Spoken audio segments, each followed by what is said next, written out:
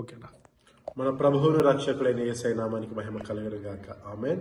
ప్రియమైన దేవుని సంఘమా, మరొక మారు ఈ రీతిగా మిమ్మల్ని కలుసుకుంటకు ప్రభు అనుగ్రహించిన సమయాన్ని బట్టి ఆయన ఎంతగానో స్తుతిస్తున్నాను.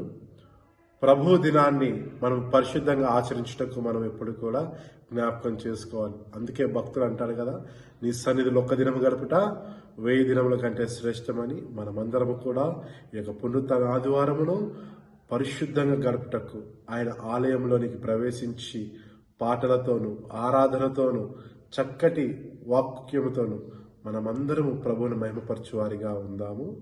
కాబట్టి ఎవరును కూడా ఆదివారపు ఆరాధనలు నిర్లక్ష్యపరచకుండా త్వరపడి వేగంగా ఆయన యొక్క ఆలయంలోనికి ప్రవేశించాలని కోరుకుంటున్నాను. ప్రభు యొక్క సహవాసము మనమందరం పొందుకొని ఆ దేవదేవుని యొక్క కనికరమును వాత్సల్యతను నిరంతరం పొందువారిగా ఉందాము. ఆమేన్.